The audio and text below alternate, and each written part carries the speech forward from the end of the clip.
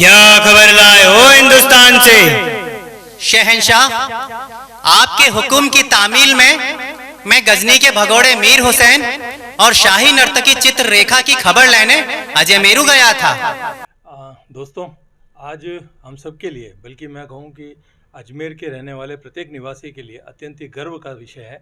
हिंदू सम्राट जो अजमेर और दिल्ली के शासक रहे, पृथ्वीराज चौहान, उनकी आज जयंती है।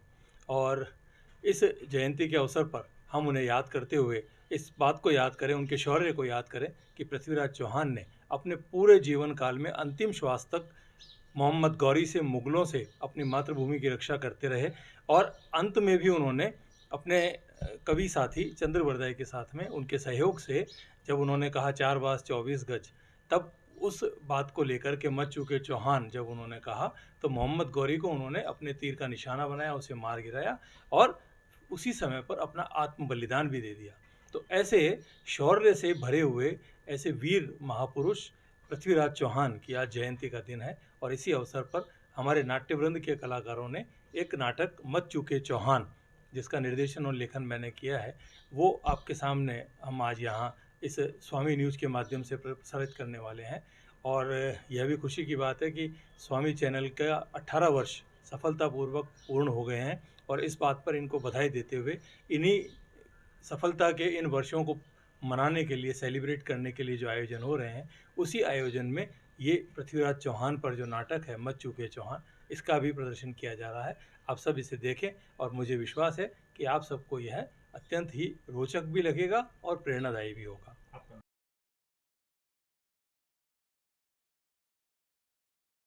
बादशाह मोहम्मद शहाबुद्दीन गौरी की खिदमत में सलाम बजा लाते हैं हुजूर। कहो, क्या खबर लाए हो हिंदुस्तान से? शहंशाह, आपके हुक्म की तामील में मैं गजनी के भगोड़े मीर हुसैन और शाही नर्तकी चित्ररेखा की खबर लेने अजमेरू गया था।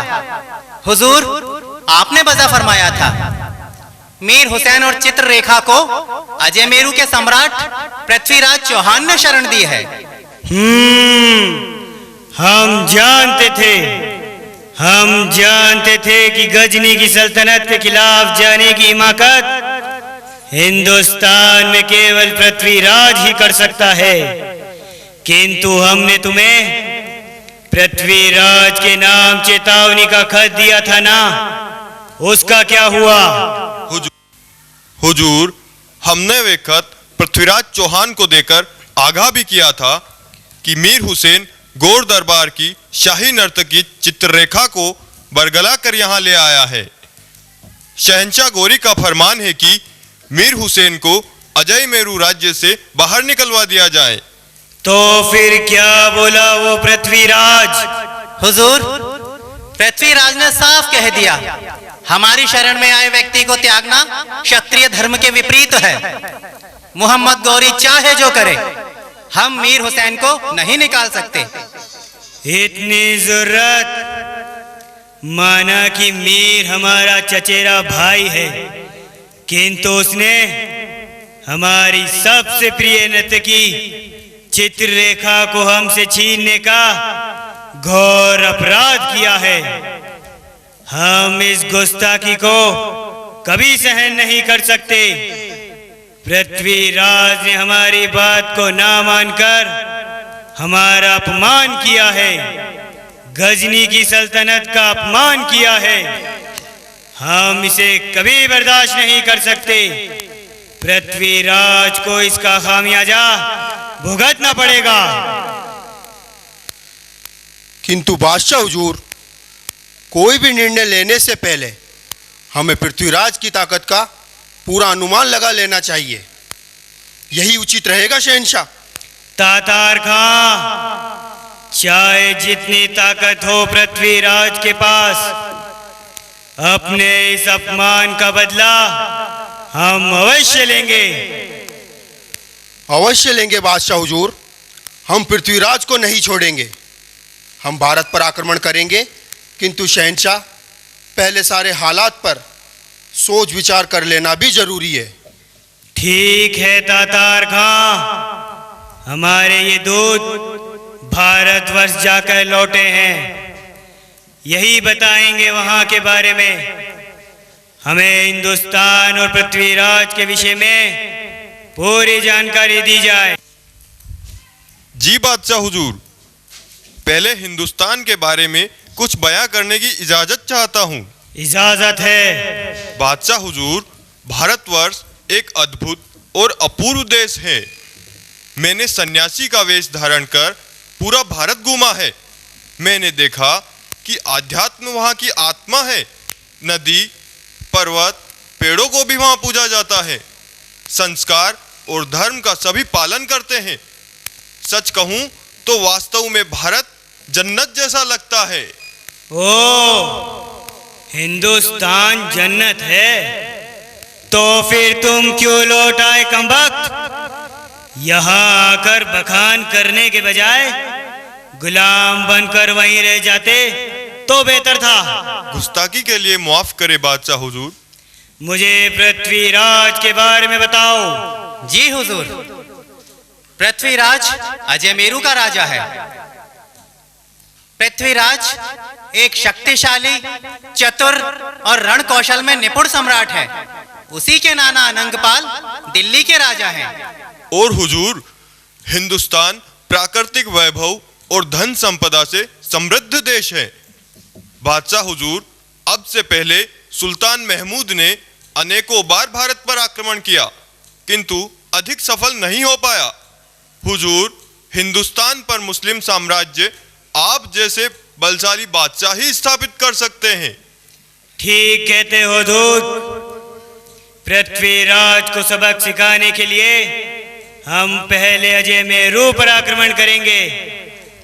तैयार हो जाओ मेरे बहादुर सैनिकों, हम बहुत जल्द ही भारत पर आक्रमण करेंगे।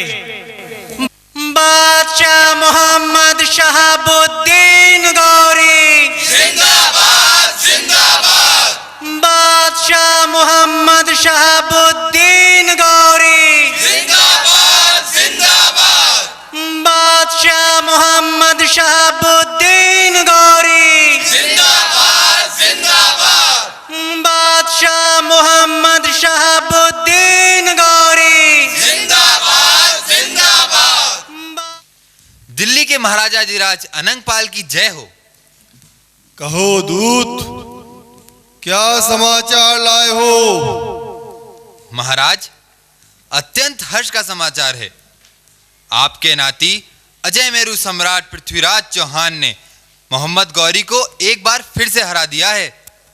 इस बार गौरी ने 3 लाख की विशाल शक्तिशाली सेना के साथ आक्रमण किया था, किंतु हमारे महावीर सम्राट पृथ्वीराज ने संख्या में बहुत कम किंतु बहादुर देशभक्त राजपूत सैनिकों को लेकर सारुंडा में हुए भीषण युद्ध में विशाल यवन सेना को खदेड़ दिया और गौरी को बंदी बना लिया।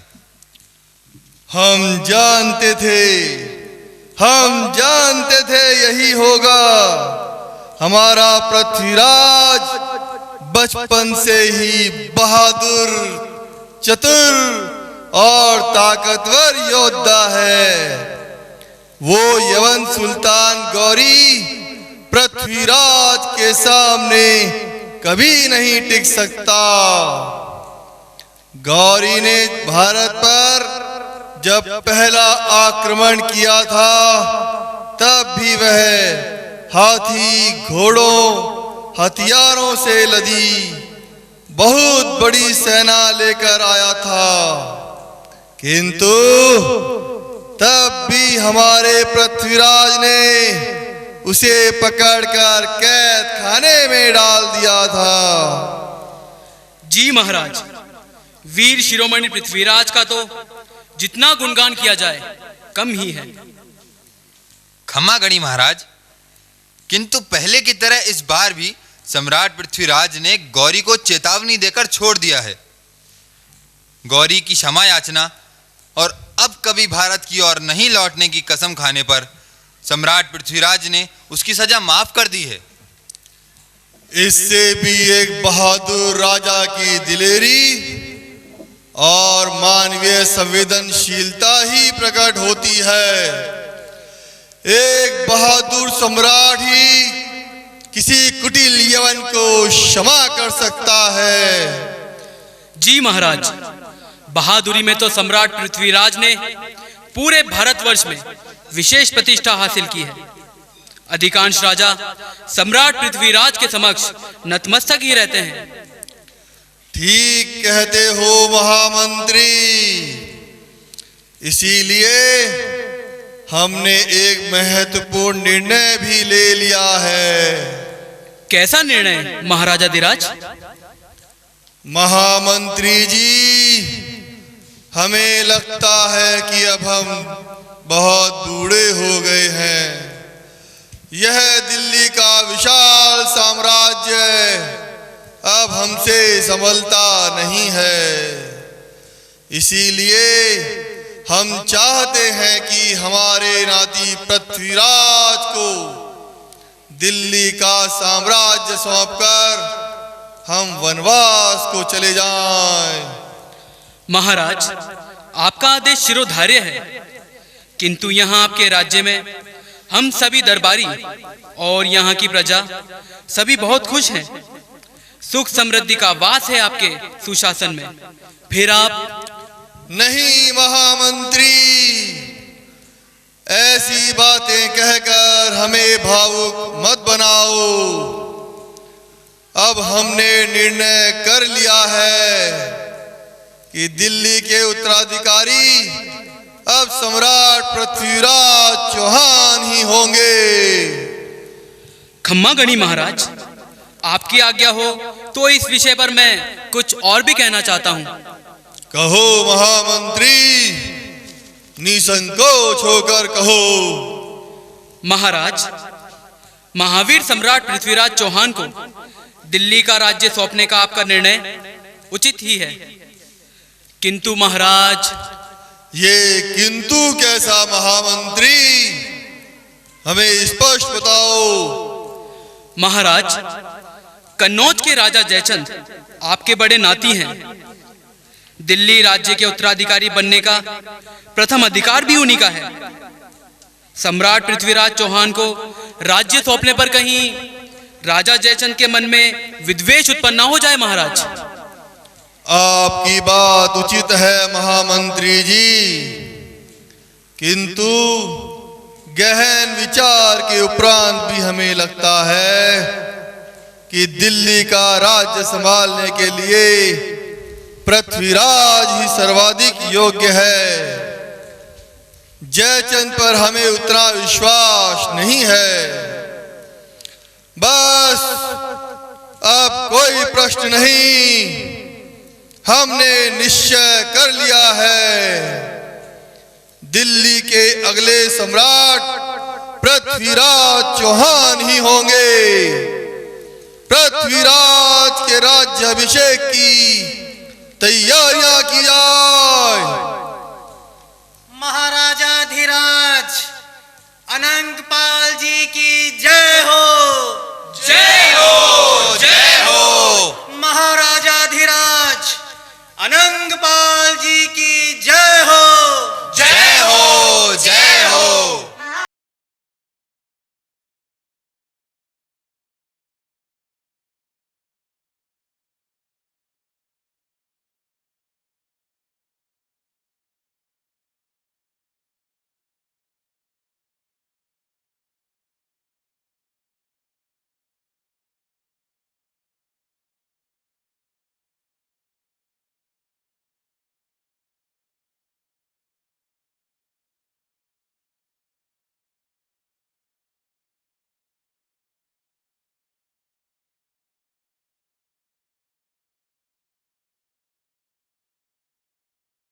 पृथ्वीराज चौहान की जय हो, जय हो।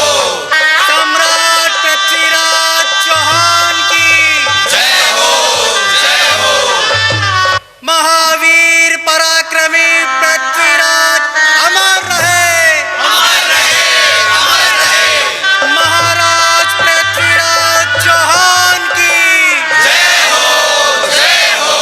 सम्राट पृथ्वीराज चौहान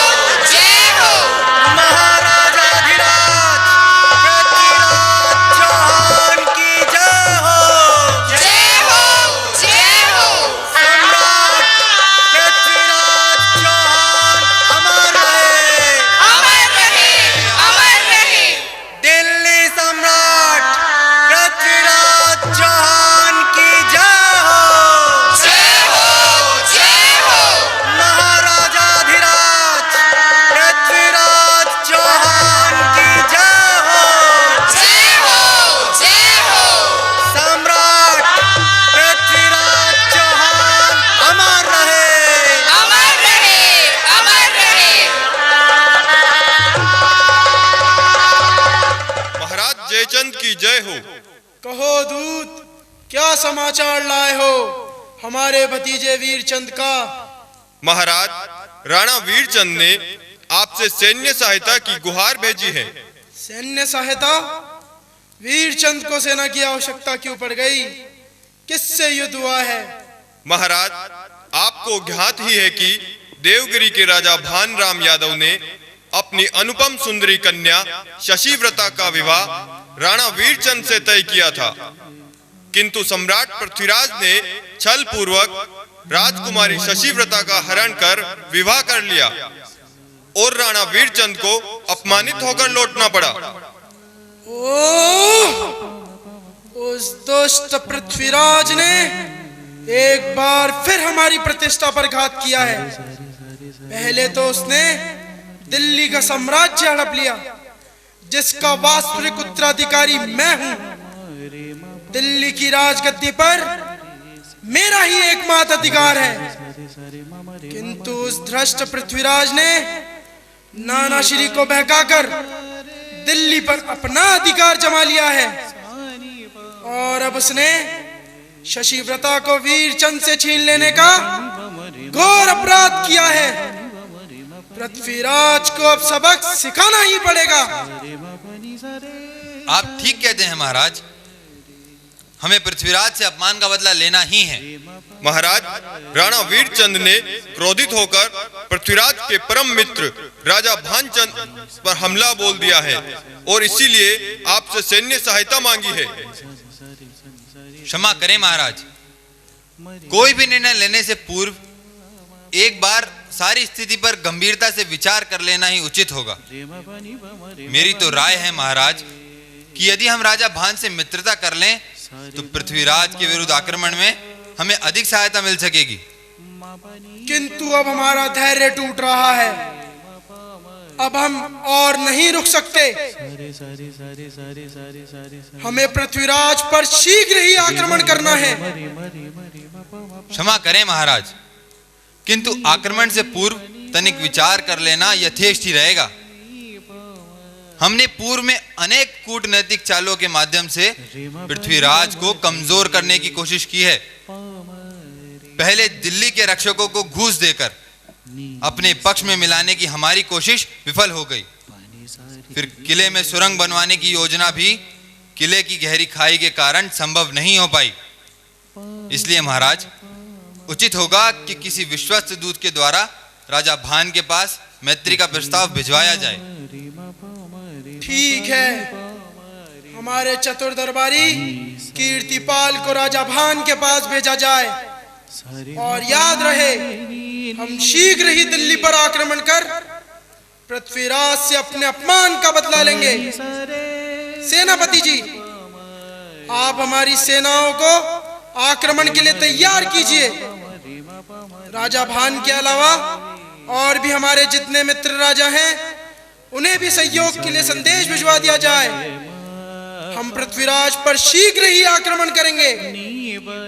कन्नौज के महाराज जयचंद की जय हो, जय हो, कन्नौज के महाराज जयचंद की जय हो, जय हो, कन्नौज के महाराज जयचंद की जय हो, जय हो, कन्नौज के महाराज जयचंद की जय हो, जय हो, कन्नौज के महाराज जयचंद की जय हो, जय हो। जय जय पृथ्वीराज चौहान, जय जय पृथ्वीराज चौहान, जय जय पृथ्वीराज चौहान, जय जय पृथ्वीराज चौहान। दुश्मनों को धूल चटाते डटे रहते हैं रण में वीर, डिगा ना पाया इनको प्रण से, हो चाहे भाले या तीर। पृथ्वीराज की कृपाण जो चमके, मिट जाते हैं शूरवीर। बड़े बड़े राजाओं का टूट गया देखो अभिमान। जय जय पृथ्वीराज चौहान, जय जय पृथ्वीराज चौहान, जय जय पृथ्वी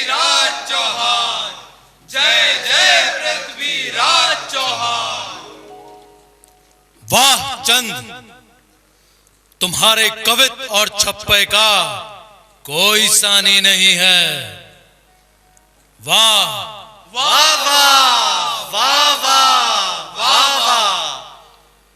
सम्राट पृथ्वीराज चौहान की जय हो। कहो, क्या समाचार है सेनापति? महाराज, हमारी कैद में पड़ा बंदी शहाबुद्दीन गौरी बार बार आपसे मिलने की गुहार कर रहा है। क्यों? इतनी जल्दी घबरा गया गौरी हमारी कैद में? जी महाराज, बार बार गौरी हम पर आक्रमण करने का दुस्साहस करता है और हर बार आपके हाथों पराजित होता है। फिर कारागार में डाले जाने पर वह क्षमा प्रार्थना करते हुए छोड़ देने की गुहार करता है और सम्राट आपका कोमल हृदय उसकी दृष्टता को हर बार क्षमा कर देता है। नीति तो यही कहती है सेनापति कि यदि शत्रु अपनी गलतियों को स्वीकार कर क्षमा प्रार्थना करे तो उसे क्षमा कर देना ही वीरों को शोभा देता है। महाराज, लगता है कारागार में पड़ा हुआ गौरी इस बार भी इसीलिए गिड़गिड़ा रहा है, आपसे मिलने के लिए तड़प रहा है।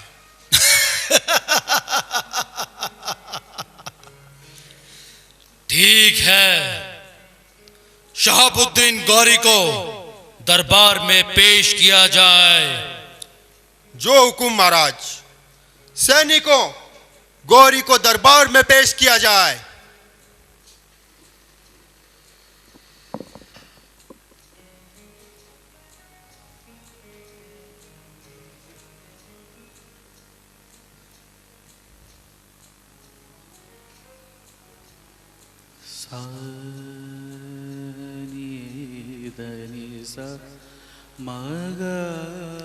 अब आज्ञा करे नाना श्री, मैं दिल्ली का यह सिंहासन आपको ही अर्पित करने को समुद्यत हूं, किंतु मेरा हृदय इसीलिए दुखित है नाना श्री कि आपने अपने पृथ्वीराज पर विश्वास नहीं किया और उस दुष्ट गौरी की बात मानकर आप सेना लेकर मुझसे युद्ध करने आ गए।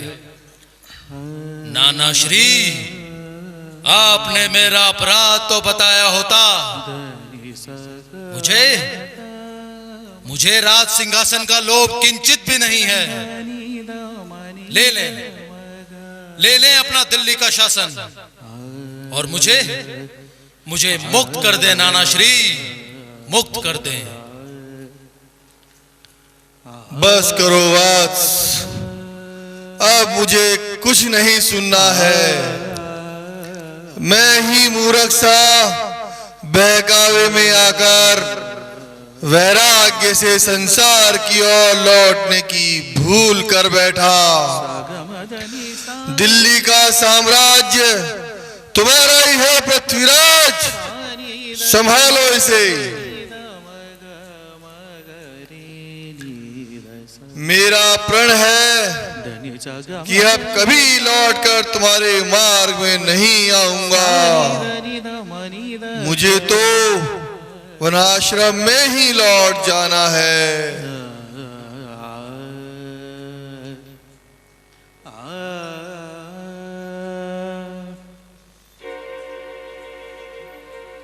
दिल्ली के सम्राट पृथ्वीराज चौहान, गौरी का सलाम कबूल फरमाएं। कहो शहंशाह गौर, हमारे कारागार में बहुत बेचैनी हो रही है तुम्हें। महाराज, आप शक्तिशाली सम्राट हैं। आप समझ सकते हैं कि यवन के बादशाह को कैद में कैसा महसूस होगा।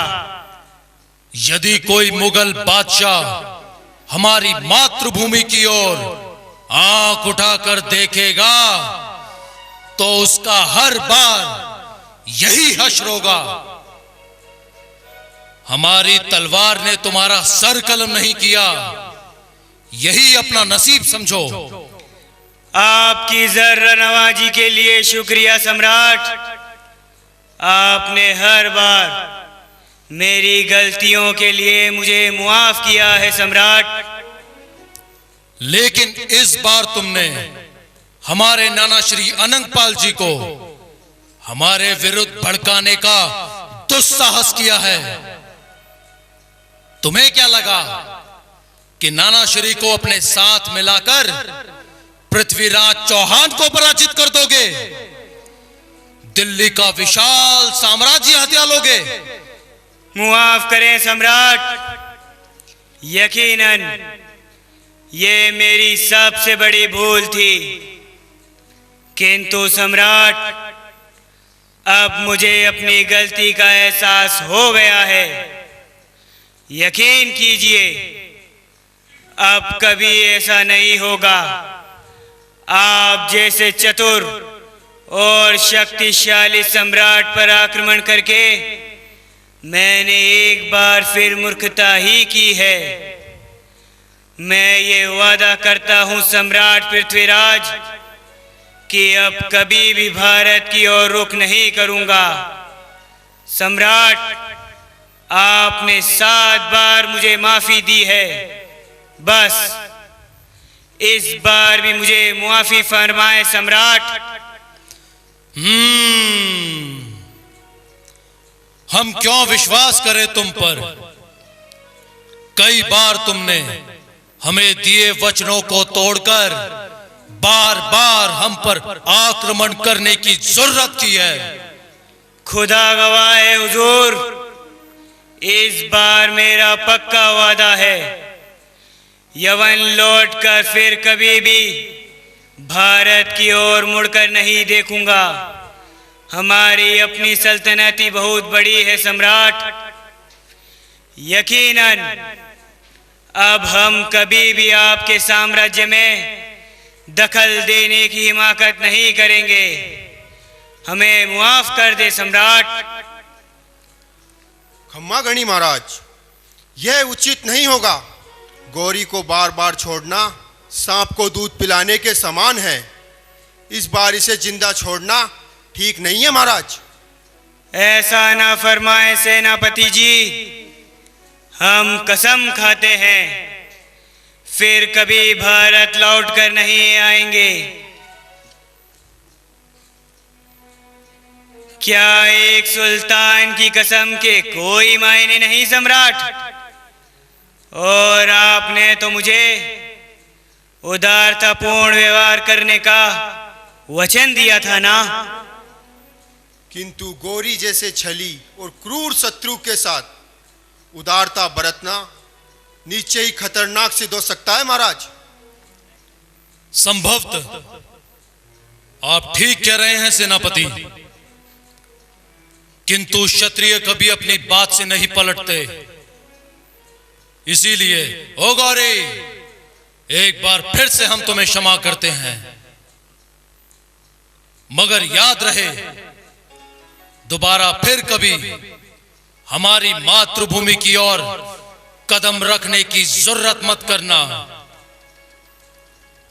सुन गौरी, तुम्हें इस बार की गुस्ताखी का दंड तो अवश्य मिलेगा। तुम्हें 30 हाथी, 500 घोड़े और 1 सहस्त्र स्वर्ण मुद्राएं दंड स्वरूप देनी होंगी। निर्धारित दंड लेकर गौरी को मुक्त कर दिया जाए। शुक्रिया सम्राट पृथ्वीराज, आपके इस एहसान का बदला कभी हम जरूर चुकाएंगे। आदाब आदाब आदाब।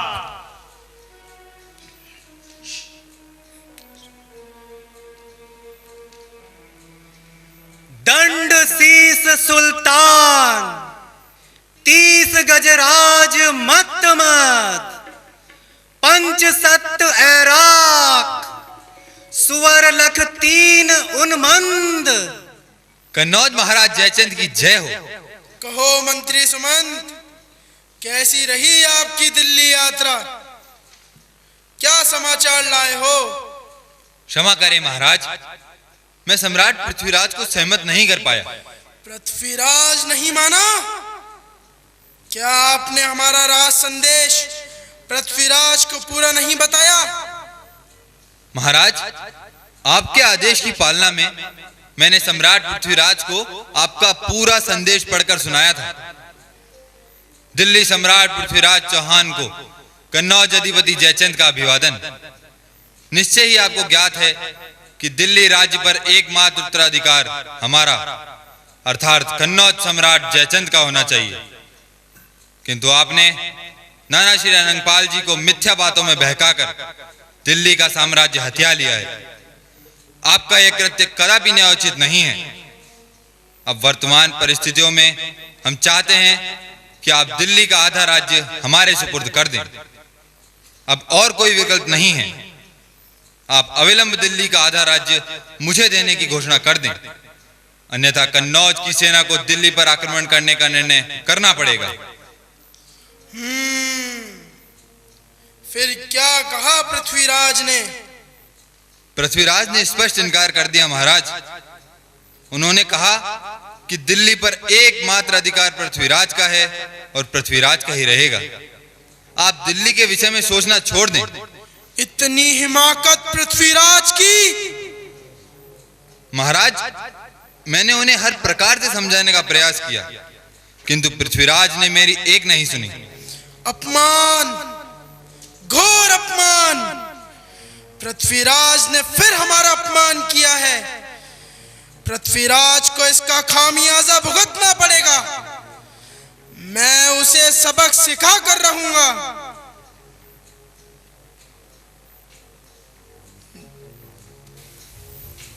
महाराज की जय हो। तुम भी आ गए दूत। तुम क्या संदेश लाए हो? महाराज, मैं आपका राजसूय यज्ञ का संदेश लेकर सम्राट पृथ्वीराज चौहान के पास गया था।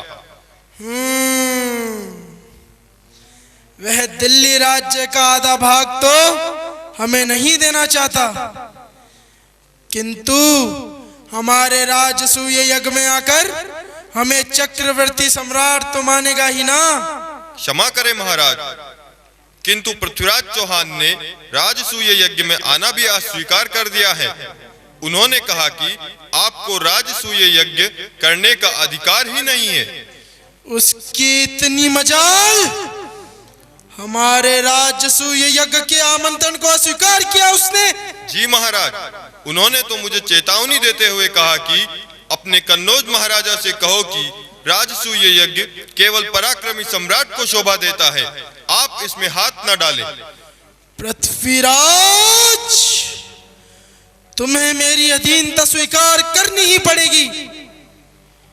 हमें लगता है कि अब पृथ्वीराज को सबक सिखाने का समय आ गया है। सेनापति, दिल्ली पर आक्रमण करने की तैयारी की जाए। हमारी पूरी फौज को तैयार किया जाए।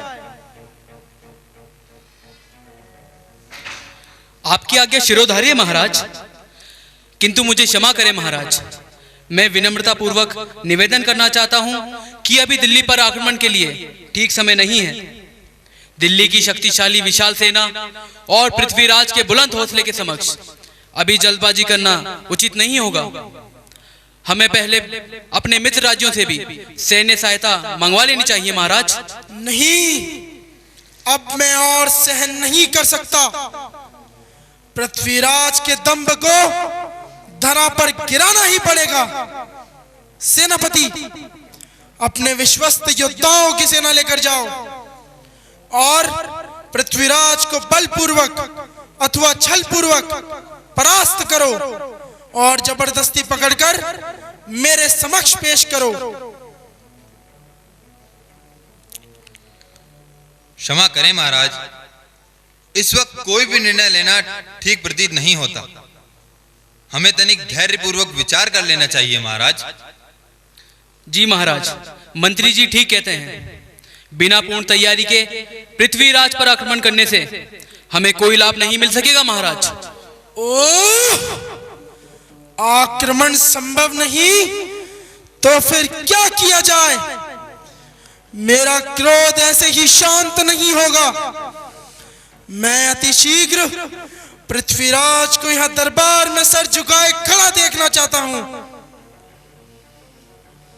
साक्षात पृथ्वीराज को यहाँ नहीं ला सकते तो ना सही उसकी एक आदमकद मूर्ति बनाकर हमारे महल के द्वार पर लगवा दी जाए।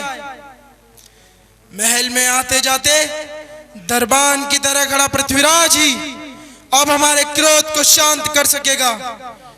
हमारे आदेश की शीघ्र पालना की जाए और राजसूय यज्ञ के आयोजन की वृहद तैयारी की जाए।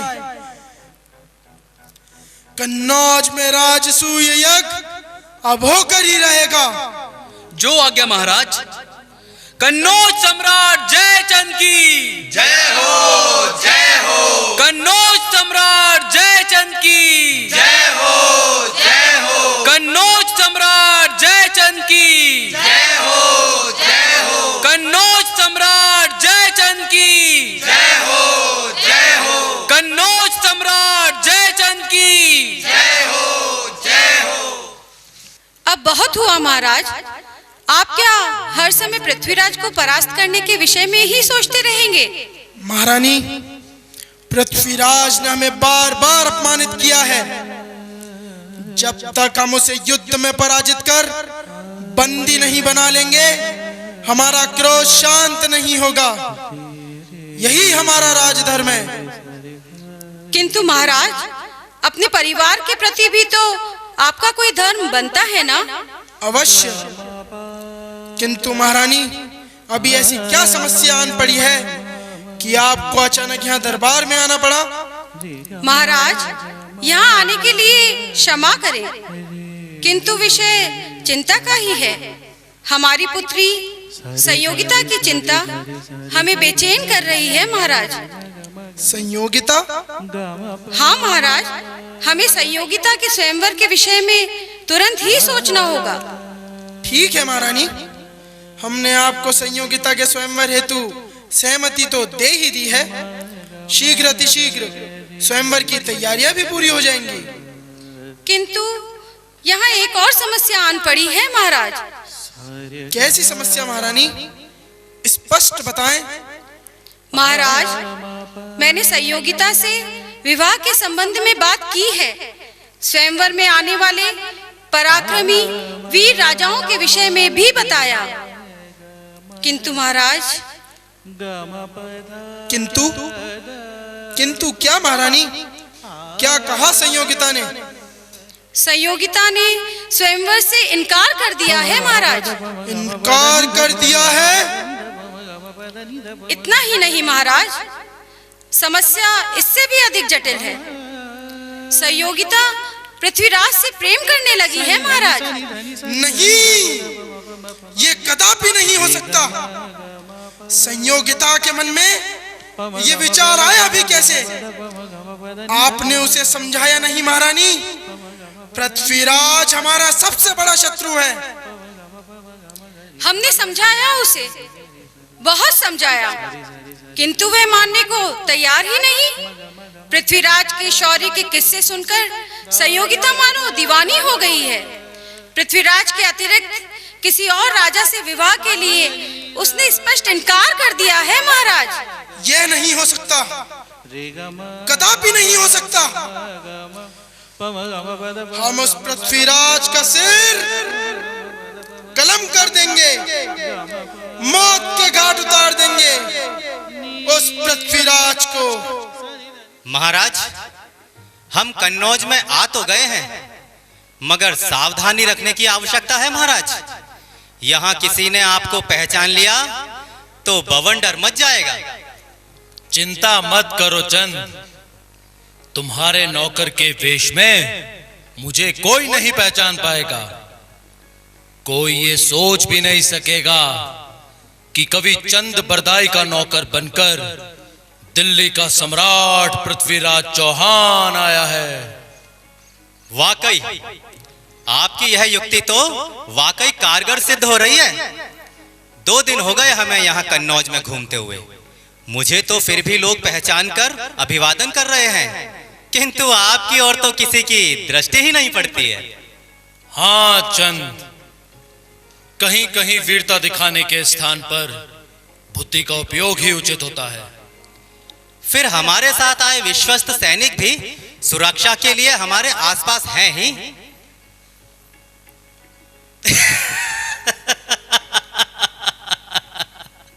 वैसे क्या खूब वेश बनाया है आपने महाराज। इसमें तुम्हारा भी तो पूरा सहयोग रहा है चंद। महाराज, कन्नौज की सैन्य शक्ति का आकलन तो हमने कर ही लिया है। हाँ, जयचंद की 10,000 की विशाल सेना को देखकर हमें लगता है कि कन्नौज की ताकत को पूर्व में हमने बहुत कम आंका था।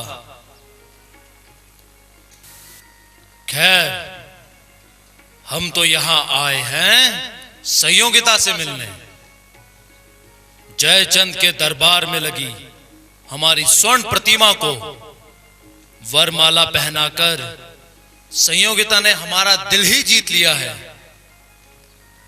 हमारे हृदय में भी संयोगिता के लिए प्रेम उमड़ रहा है चंद, किंतु उसे हम तुम्हारी तरह कविता में भी व्यक्त नहीं कर सकते। सो तो है महाराज, किंतु आपका प्रिय सखा होने के कारण हमें उस प्रेम की अनुभूति अवश्य है। तो महाराज, फिर चलें संयोगिता के महल की ओर। अवश्य, किंतु चंद, क्यों ना पहले एक बार फिर जयचंद से मिल लिया जाए। किंतु जयचंद के दरबार में दोबारा जाने में खतरा बहुत है महाराज। राजकुमारी संयोगिता के मन में आपके प्रति प्रेम के कारण वो हर समय आप पर आक्रमण करने को तैयार रहता है। इस बार जयचंद ने कहीं आपको पहचान लिया तो नहीं पहचान पाएगा चंद। कल जब हम उसके दरबार में गए थे तो कहां पहचान सका था हमें। कल तो हमने जयचंद को उसकी प्रशंसा से भरे कवित्व में बहला लिया था। जयचंद कवि के रूप में हमारा सम्मान करता है, इसीलिए उसे कोई शक नहीं हुआ महाराज। किंतु चंद, जैसे ही तुमने हमारी वीरता का बखान किया, कैसे तिलमिला उठा था वो। जहां वंश 36 आए हंकारे, तहां एक चौहान पृथ्वी राज टारे। यह तो हमें कहना ही था महाराज, पर जयचंद अपने दरबार में आपकी प्रशंसा को कभी बर्दाश्त नहीं कर सकता। तभी तो कहता हूं महाराज, जयचंद के हृदय में आपके लिए जितना क्रोध है उसे देखकर ही तनिक आशंकित हैं। कहीं उसे थोड़ा भी शक हो गया तो हमारा मकसद अधूरा रह जाएगा महाराज।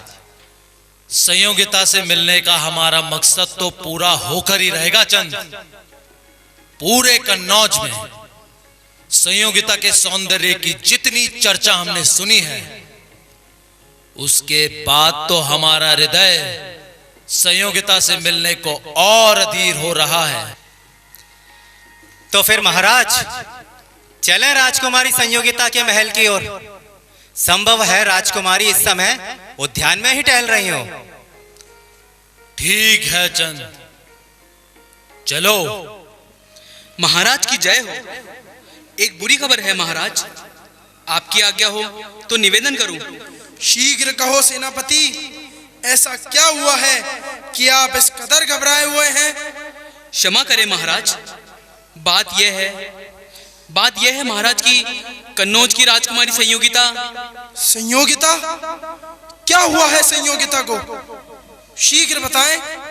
महाराज, पृथ्वीराज चौहान धोखे से राजकुमारी संयोगिता का अपहरण करके ले गया है।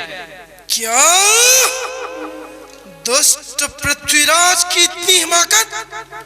राजकुमारी संयोगिता का हरण? हाँ महाराज, कवि चंद्रप्रदाय के साथ जो नौकर था ना, वही पृथ्वीराज चौहान था। लानत है, लानत है हम पर। हम क्यों नहीं समझ पाए चंद्रप्रदाय के कन्नौज आने का कारण? महाराज, चंद्रप्रदाय ने हमें लुभावनी कविताओं में उलझाए रखा और पृथ्वीराज ने अपनी कुटिल योजना को अंजाम दे दिया। तभी हमने कहा था कि तुरंत पृथ्वीराज को ढूंढकर मार डालना ही बेहतर है। पृथ्वीराज मारा जाता तो संयोगिता के मन में उपजा प्रेम भी स्वतः ही समाप्त हो जाता, किंतु अब पृथ्वीराज ने हमारी पुत्री का हरण करके कन्नौज की ताकत को ललकारा है, हमारी शक्ति को चुनौती दी है उसने। वह संयोगिता को लेकर दिल्ली की ओर गया है महाराज। नहीं जा पाएगा दिल्ली, हम पृथ्वीराज को जिंदा नहीं छोड़ेंगे। अब हमारी तलवार पृथ्वीराज के लहू से अपनी प्यास बुझाएगी।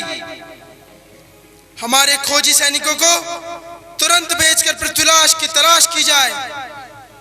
पूरी सेना को पृथ्वीराज पर आक्रमण के लिए तैयार किया जाए। हम स्वयं अभी जाएंगे, पृथ्वीराज को पकड़कर अपने अपमान का बदला लेंगे। जय कन्नौज, जय कन्नौज, जय कन्नौज, जय कन्नौज। कन्नौज सम्राट जयचंद की जय हो, जय हो, कन्नौज सम्राट जयचंद की जय हो, जय हो, कन्नौज सम्राट जयचंद की जय हो, जय हो, कन्नौज सम्राट जयचंद की जय हो, जय हो। पृथ्वीराज की सेना भी आ गई, अब इस ओर है रणभेरियां बजी उठी, मचा युद्ध का शोर है। पृथ्वीराज की सेना भी आ गई, अब इस ओर है रणभेरियां बजी उठी, मचा युद्ध का शोर है। हाथियों की चिंगारी रण क्षेत्र में यूं गूंज रही, घुड़सवारों की तलवारें बिजली जैसी कनक रही। हाथियों की चिंगारी रण क्षेत्र में यूं गूंज रही, घुड़सवारों की तलवारें बिजली जैसी कनक रही। दोनों सेनाओं के सहस्त्रों वीर शहीद जब हो गए, खूब लड़े थे पृथ्वीराज बचने में सफल वो हो गए। दोनों सेनाओं के सहस्त्रों वीर शहीद जब हो गए, खूब लड़े थे पृथ्वीराज बचने में सफल वो हो गए। बदले की यूं घात लगा कर बैठा हुआ वो गौरी था, 10 लाख सेना लेकर तैयार खड़ा फिर गौरी था। बदले की यूं घात लगा कर बैठा हुआ वो गौरी था, 10 लाख सेना लेकर तैयार खड़ा फिर गौरी था। पृथ्वीराज जब शक्ति से कमजोर हो रहे थे, इस बार मित्र राजाओं में चल रही थी फूट की तकरार। पृथ्वीराज जब शक्ति से कमजोर हो रहे थे, इस बार मित्र राजाओं में चल रही थी फूट की तकरार। इसी फूट का लाभ उठाकर आदम का फिर गौरी की रणभूमि में बची युद्ध की फिर देरी। इसी फूट का लाभ उठाकर आदम का फिर गौरी की रणभूमि में बची युद्ध की फिर बेरी। यमन सेना और हिंदू सेना में युद्ध हुआ तब भारी था, पृथ्वीराज महाराजा का भी पराक्रम चमत्कारी था।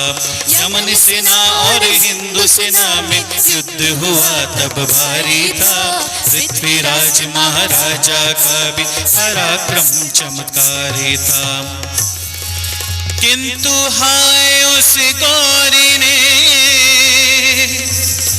धोखे से खेला ऐसा दाव, यमन सेना ने कर लिया था पृथ्वीराज का तब घेराव। भारत के हिंदू साम्राज्य का सूर्य उसी दिन अस्त हुआ कि युद्ध क्षेत्र में पृथ्वीराज जब पस्त हुआ, के युद्ध क्षेत्र में पृथ्वीराज जब पस्त हुआ,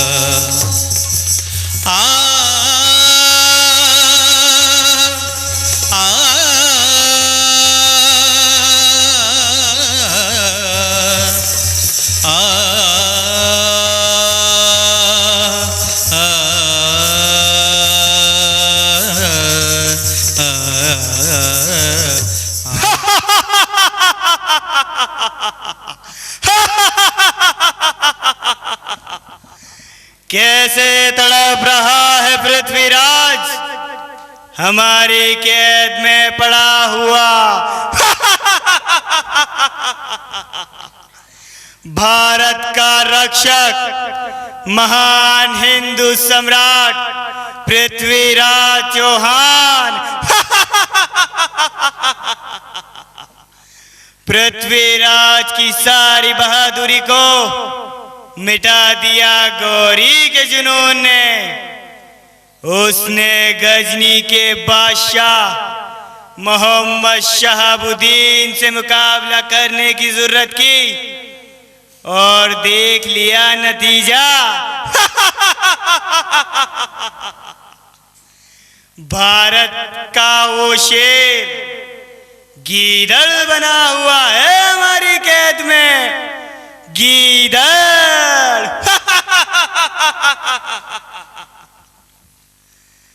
वजीर आजम अब कैसा है हमारा कैदी? दुरुस्त नहीं है शहंशाह, अपनी हार के गम में डूबा हुआ है। अभी भी कभी कभी तो वो वहशियाना अंदाज में चीखने चिल्लाने लगता है बादशाह हुजूर। बहुत क्रोध आ रहा था उसे हम पर, खाने की थाल फेंक देता था, हमारे सैनिकों को गालियां देता था, गुस्से में उन्हें मारने दौड़ पड़ता था, हमारे सामने लाल आंखों से घूरता रहता था। हमने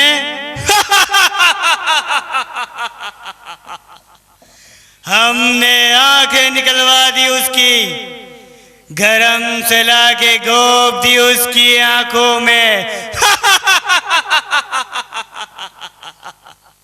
अंधा बना दिया पृथ्वीराज को। जी बादशाह हुजूर, गुस्ताखी की सजा तो उसे मिल ही गई है, अब कैद में पड़ा कुछ कर तो नहीं सकता, इसी कारण लगता है पगला गया है बेचारा।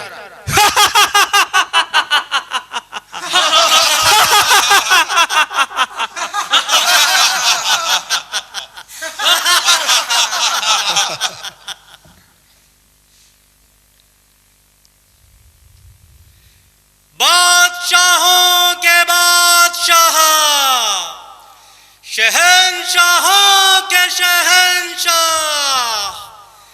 गजनी और अब भारत में जिसका नहीं कोई सानी है, शहंशाह हुजूर गौरी का चर्चा हर किसी की जुबानी है।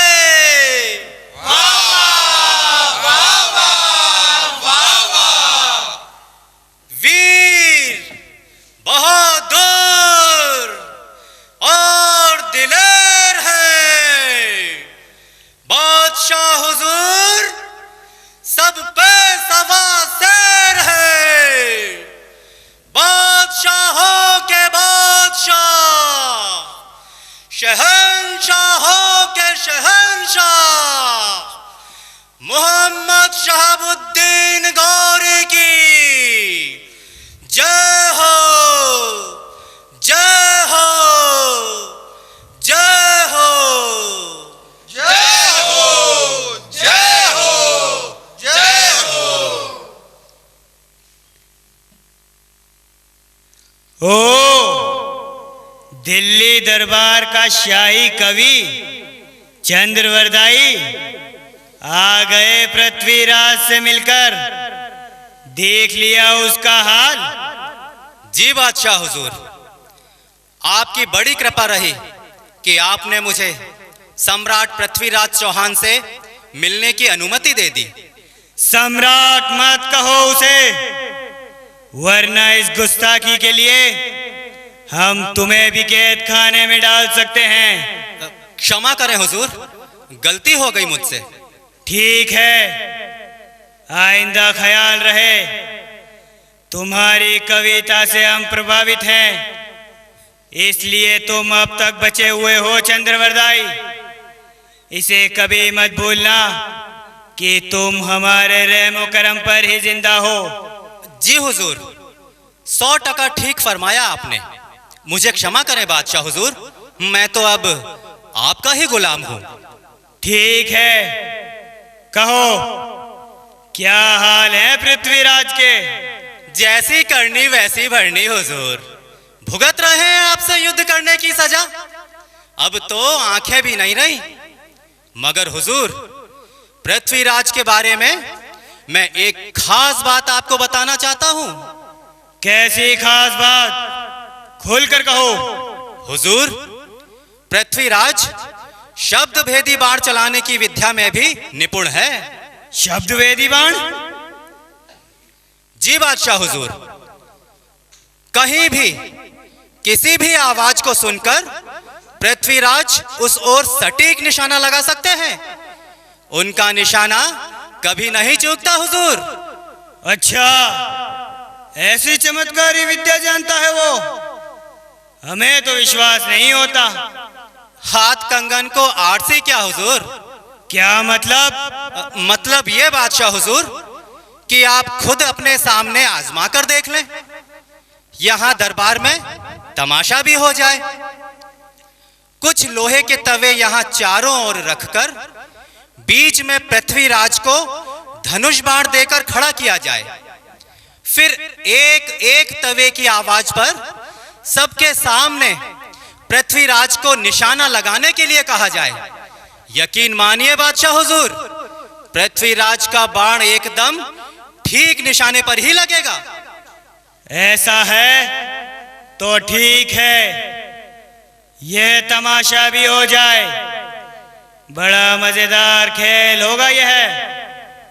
जैसा चंद्रवरदाई चाहते हैं वैसी सारी व्यवस्था तुरंत की जाए और अंधे पृथ्वीराज को भी दरबार में पेश किया जाए। एक विनती और है हुजूर, इस खेल के पूरे आनंद के लिए मुझे पृथ्वीराज को ये उनका धनुष बाण ही देना होगा। इजाजत है। आपका आभार हुजूर। ठहरो, ये पृथ्वीराज बड़ा चालाक है, हमें इस पर यकीन नहीं है। इसलिए इसकी आंखों पर पहले काली पट्टी बांध दी जाए।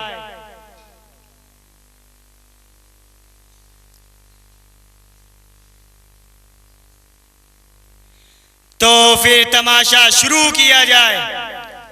अवश्य बादशाह हुजूर, मगर एक विनती है मेरी। शब्द भेदी बाण चलाने की विद्या का यह खेल बड़ा ही अद्भुत खेल है।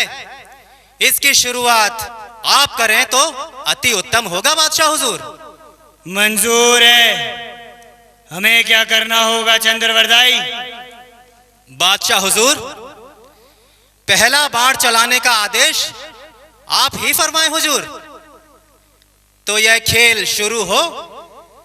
ठीक है, पृथ्वीराज को उसका तीर कमान दे दिया जाए।